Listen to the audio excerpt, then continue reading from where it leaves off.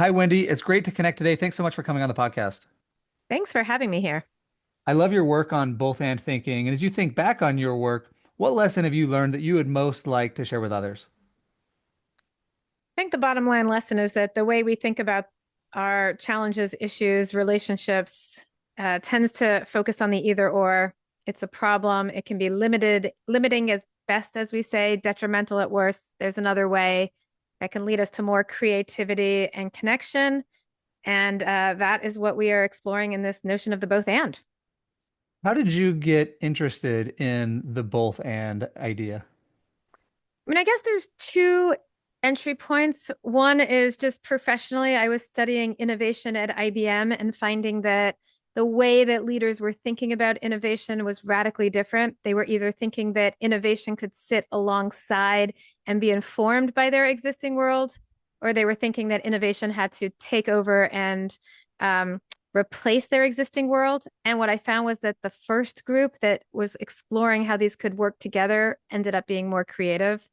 I think the other way was personally, I was grappling with all kinds of my own personal dilemmas about career and life. Things like, do I want to be a leader or study leaders?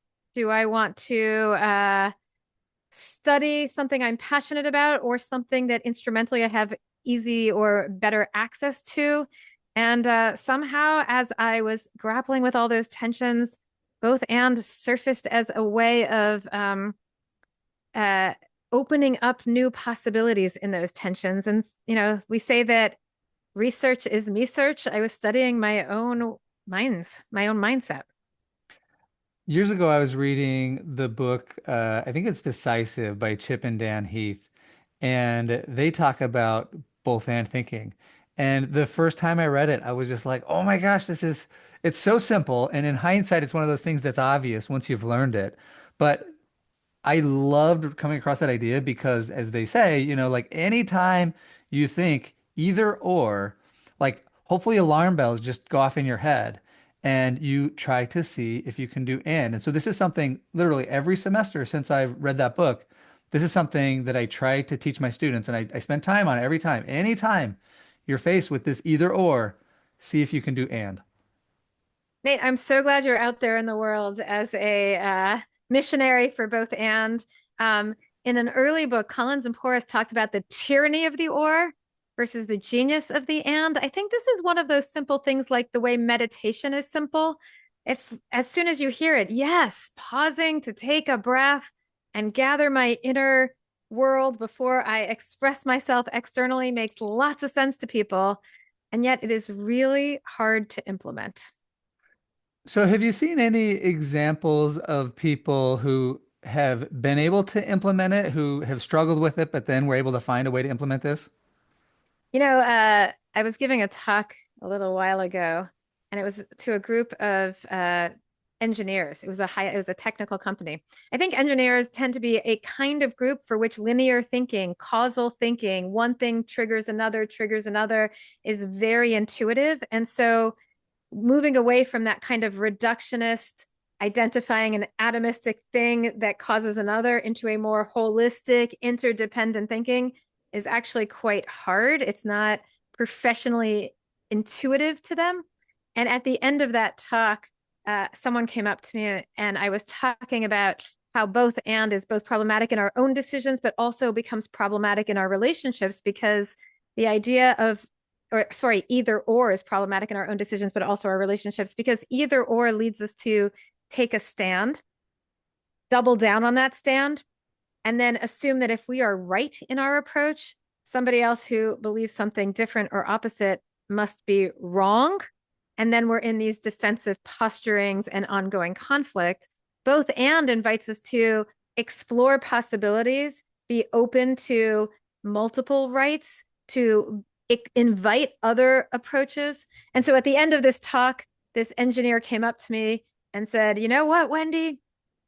I think you just gave me some insight of how to navigate my relationship with my ex-wife. So there it is. It is an approach that works both for IBM senior leaders that I was studying and for our personal relationships of how we show up and connect with people. Yeah, really interesting because I thought about it a lot in terms of like decision making, you're describing how it can work in personal relationships, and that I think also extends to like politics and Yeah. religion. Some of the most controversial topics that there are, if we approach it in an either or mindset, we can expect there to be conflict and not that conflict's bad, but we can expect probably, well, like you're saying, defensiveness and some misunderstandings and probably some less than charitable kind of assumptions about the other side. Yeah, Nate, if I were to go big, I would say that we are in a world of a ton of anxiety, uncertainty, volatility, change, chaos. In a world like that, we need, we can't solve our problems with the same things that got into it. We need new ways of solving and rethinking our approaches. I'm an advocate that both and that thinking about the paradoxical relationships, the ways in which things are not just in conflict, but are interdependent opposites in the world, gives us a huge amount of, to your word, agency to be more creative, communality or communion or connection, to be more engaged, to find new ways to solve the problems we're facing in the world.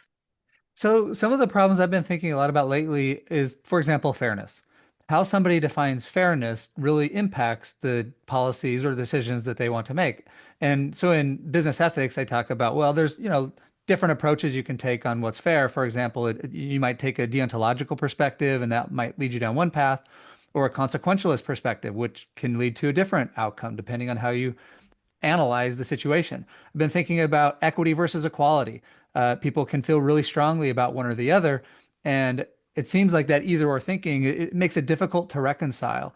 So as you think about some of these like kind of deeper philosophical questions, if somebody's using an equity frame versus an equality frame, or somebody's using a consequentialist frame versus a deontological frame, how do you think both and thinking could help kind of, I don't know if it necessarily resolves the issues, but maybe helps us kind of navigate these difficult circumstances.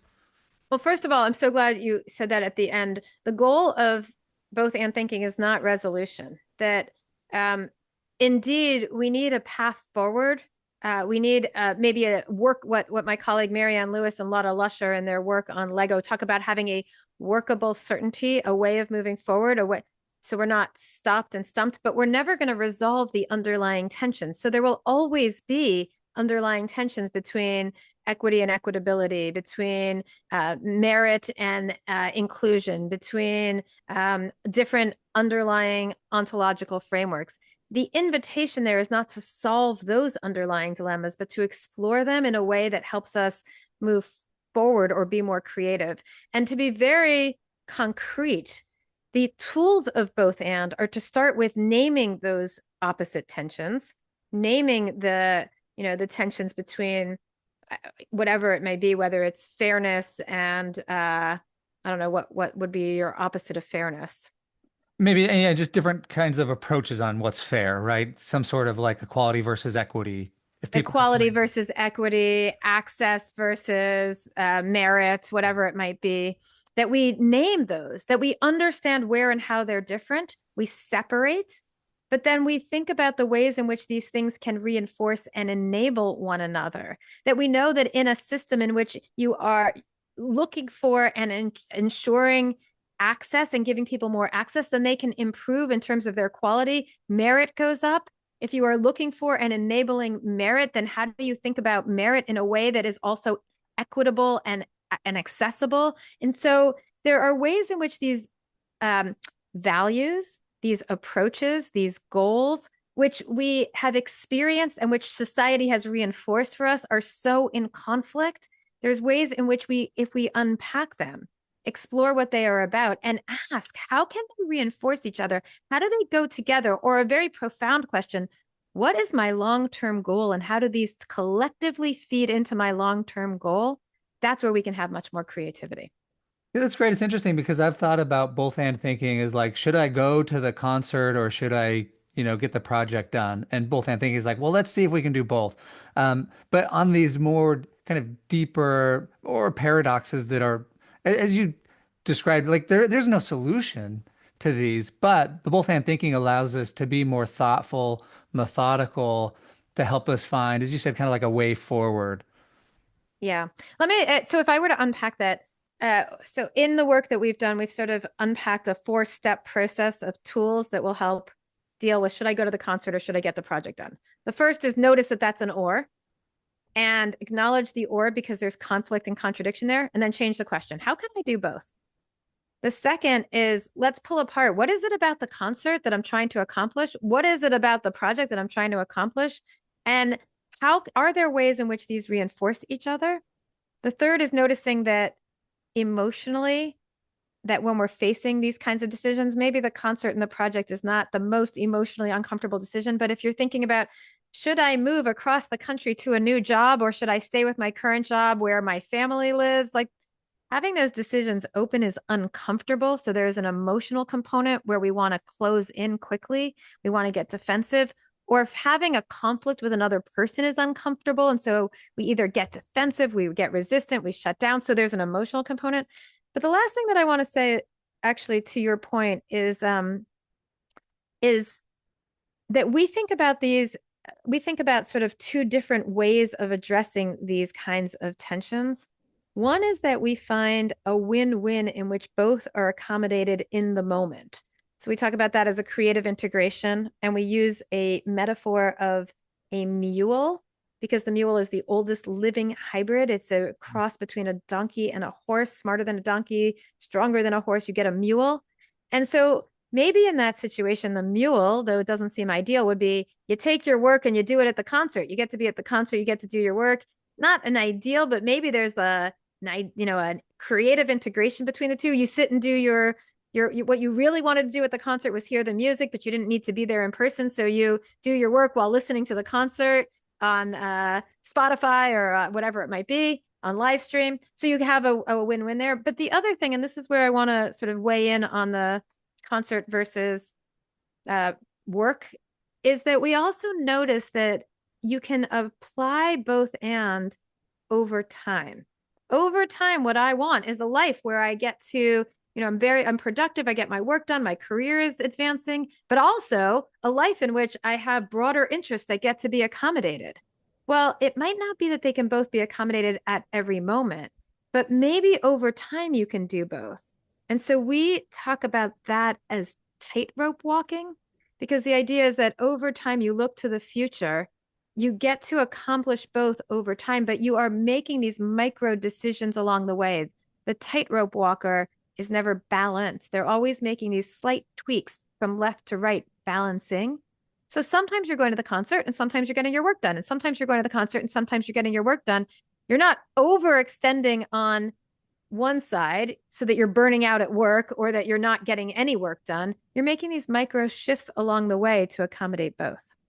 So this is really interesting. So I haven't quite thought of both and thinking in terms of in the moment and then over time. So like zooming out, can we apply both and on the tightrope over time?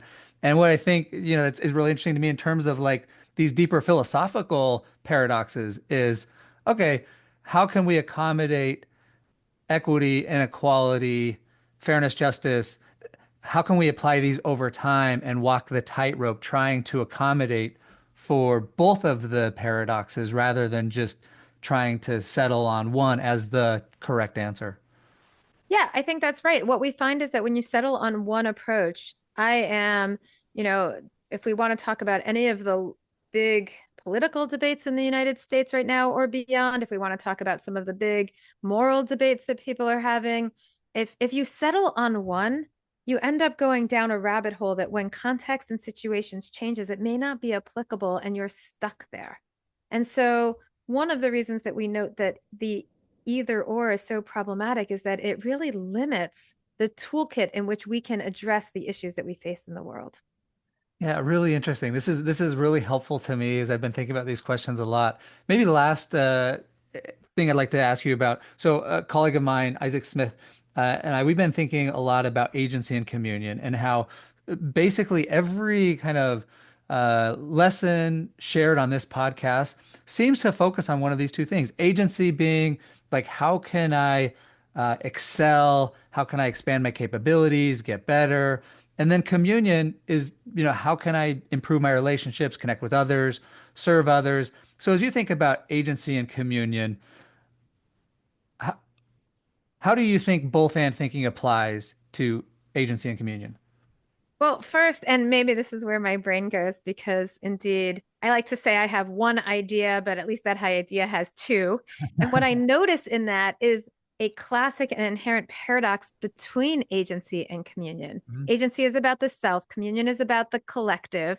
And that tension, self and other, shows up in so many very specific dilemmas in our life. Do I, you know, as a parent, do I spend the next hour doing what I need to do or what my kids need to do? Do I show up as a caregiver to somebody who really needs me, or do I get the stuff done that I have to get done so I don't burn out? Self and other is a classic underlying tension that that is constantly surfacing in our life, demanding us to think about how we're going to allocate our time, how we're going to allocate our resources, how we're going to allocate. So that's the first thing that I hear. And if I were to turn the paradoxical lens on that, it would be to notice that even though these kinds of dilemmas show up for us and feel like they're in conflict because there are these resources that feel scarce, the invitation in that dilemma or in that paradox is to ask, how does accommodating and addressing and attending to the self help me become more effective, garner more resources, collect more energy, be more present to be there for the other? How does showing up for the other and being able to offer myself actually enable me to be more either proud of, grateful for, connected to, find meaning at the individual, at my self level? And it makes me think of the Ubuntu notion that became quite popular with Desmond Tutu when he took over. They took over when Mandela and Tutu and the ANC took over in South Africa.